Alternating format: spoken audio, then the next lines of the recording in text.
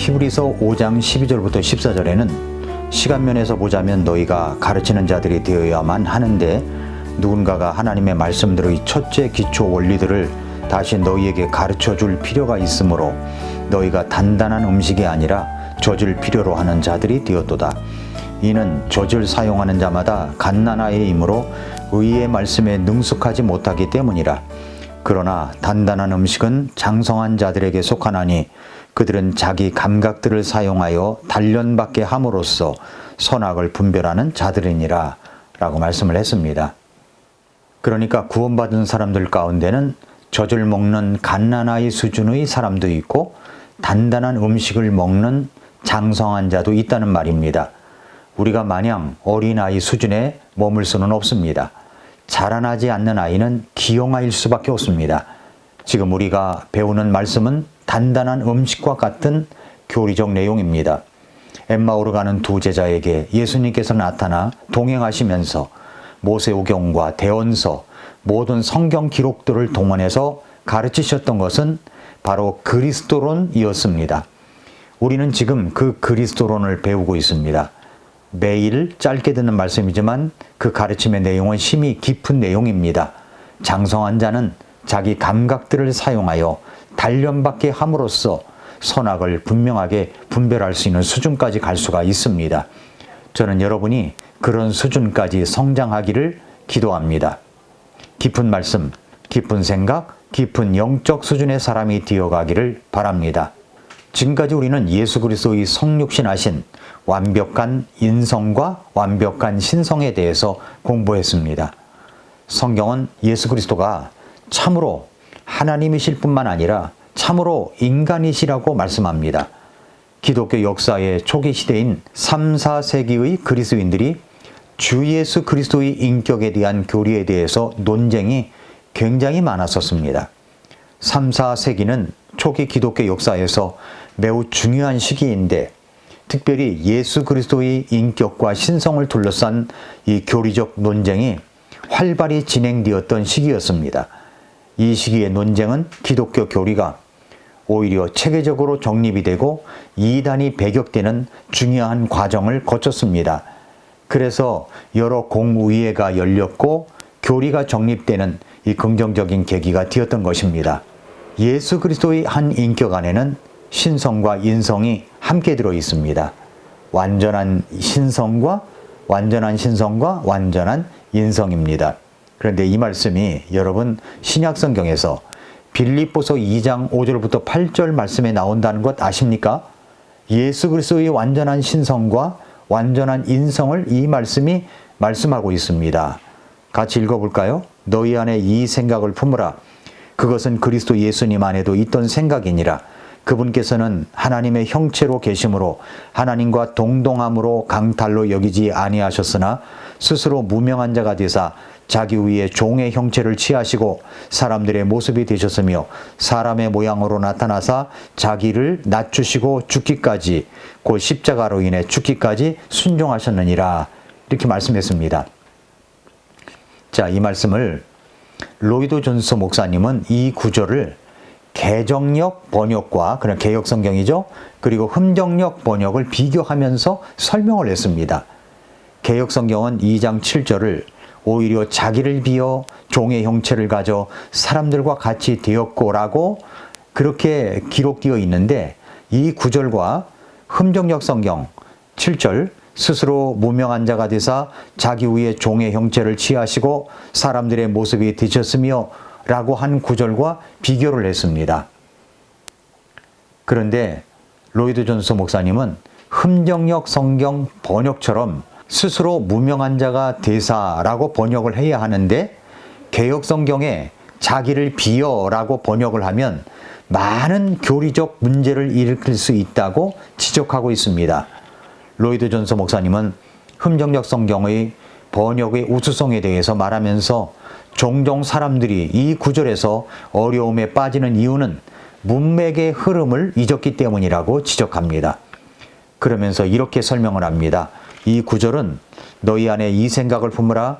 그것은 그리스도 예수님 안에도 있던 생각이니라 라는 말로 시작하는데 이것은 4절에 각 사람이 자기 일들만 돌아보지 말고 각 사람이 남의 일들도 돌아보라고 한 문맥의 일부라는 겁니다. 이 문맥에서 바울은 그리스도의 인격에 대한 교리를 제시하고 있는 것이 아니라 행위에 대해 실제적인 호소를 하고 있다고 말하면서, 그렇다면 바울이 무엇을 말하고 있느냐는 겁니다. 바울이 무엇을 말하고 있습니까?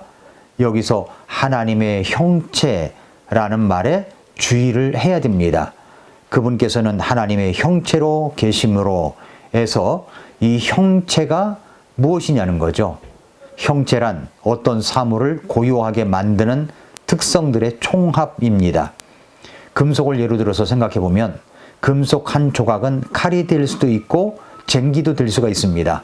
이때 그 금속 조각을 쟁기가 아닌 칼이 되도록 만드는 것이 바로 칼의 형체입니다. 그러므로 만일 칼을 녹여 쟁기로 만든다면 그것은 칼의 본체를 변화시킨 것입니다. 이것이 가장 중요한 점이라고 이야기합니다. 그분께서는 하나님의 형체로 계심으로 해서 이 말은 예수 그리스도가 이 세상에 오시기 전부터 이미 하나님의 형체이셨다는 의미인 것입니다. 빌립보서 2장 7절에서 하나님의 형체로 번역된 형체, 헬라어 원어는 모로페라고 합니다. 모로페라는 이 단어는 본문에서 매우 신학적 의미를 갖고 있습니다. 자, 먼저 모로페의 원어적 의미를 찾아보겠습니다. 형체라는 말이죠. 이 모로페, 형체는 단순히 외적 형태나 모습만을 의미하는 것이 아니라 어떤 존재의 본질적인 속성이나 내적 본질이 외적으로 드러난 표현을 가리키는 단어입니다.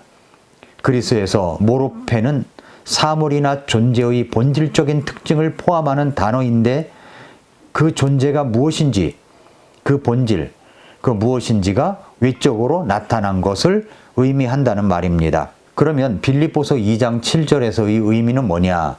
본문에서 하나님의 형체는 예수님께서 하나님의 본질을 가지셨으며 그것이 외적으로 나타난 상태를 가리킨다는 말입니다. 즉 예수님은 하나님의 본질과 동일한 속성을 소유하고 계심을 강조하는 단어입니다. 그래서 모로페, 형체는 단순히 외형적인 모습만을 나타내는 것이 아니라 예수님이 본질적으로 하나님과 동등한 존재임을 가리키는 단어입니다. 그 다음에 이제 종의 형체를 취하시고 와의 이제 대조가 되는 건데, 같은 구절 7절에 보니까 스스로 무명한 자가 되사 자기 위에 종의 형체를 취하시고 사람들의 모습이 되셨으며 해서 여기서 종의 형체라고 그랬죠. 종의 형체라는 이 표현이 사용됩니다.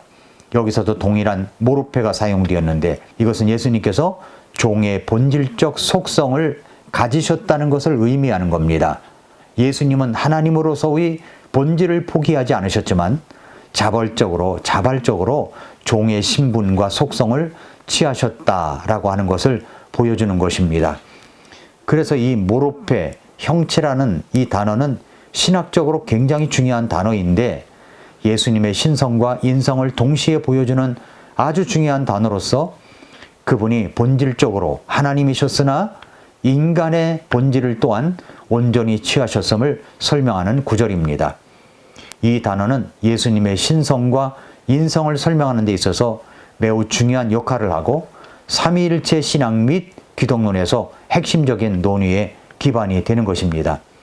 예수님은 종의 형체로 오셨습니다. 스스로 무명한 자가 되사 자기 위에 종의 형체를 취하시고 사람들의 모습이 되셨으며, 예수님은 개역성경의 번역처럼 신성을 비우신 것이 아닙니다. 예수님은 종의 형체를 취하시고 사람들의 모습이 되신 것입니다. 우리 주님이 신성을 버리고 사람이 되신 것이었다면 바울은 그냥 사람이 되었고 라고 했을 것입니다. 하지만 바울은 사람들의 모습이 되셨으며 라고 한 것입니다. 또한 8절에서 사람의 모양으로 나타나사 자기를 낮추시고 죽기까지, 그 십자가로 인해 죽기까지 순종하셨느니라 라고 했는데, 사람의 모양으로 나타나사 라는 말도 사용을 했죠. 왜 이런 표현을 썼을까요? 만일 우리 주님이 신성을 비우셨다면, 더 이상 하나님이기를 그만두셨다면 바울은 사람들과 같이 사람의 모양이라는 말을 쓰지 않고 단지 하나님이셨던 분이 사람이 되셨다라고만 말했을 것입니다. 바울이 말하는 바는 우리 주님이 여전히 하나님의 형체이시지만 동시에 사람도 되셨다는 말입니다. 그러니까 완전한 하나님이셨고 완전한 인간이셨다는 말이 되는 겁니다. 그것을 빌립보서 2장 5절부터 8절에서 말씀하고 있는 것입니다. 영원한 성자 하나님이셨던 분이 동시에 사람도 되신 것입니다. 이 세상에서 종으로 사셨고 종으로 일하셨습니다. 그래서 워필드 박사는 이렇게 말했습니다. 세상의 주님이 세상의 종이 되셨습니다. 세상을 다스릴 권리가 있는 분이 순종을 삶의 특성으로 삼으셨습니다. 이렇게 말했습니다. 정말 너무나 멋진 말이 아닙니까? 예수 그리스도의 신성에는 아무런 변화도 없이 다만 스스로 사람의 본성을 입으시고 이 세상에서 사람으로 살기를 선택하셨다는 말입니다. 주님은 이와 같이 자신을 낮추셨습니다. 의도적으로 자신을 제한하신 것입니다. 성도 여러분, 우리의 구주이신 예수 그리스도께서는 낮고 비천하며 하나님을 떠나 마음대로 살아갈 뿐만 아니라 하나님을 향해 반역한 죄인들을 하나님의 자녀로 삼으시기 위해서 육신을 입고 이 땅에 오셨습니다. 이 진리는 가장 놀랍고 신비로운 진리입니다. 예수 그리스도에 대해서 감정과 경험을 쌓아가는 것이 아니라 우리 주님에 대한 은혜와 지식면에서 자라감으로 말미암아 이 장성한 자의 분량에까지 이르는 저와 여러분들이 되시기를 축복합니다. 지금까지 미라클 모닝 가스펠이었습니다. 오늘도 미라클 모닝입니다.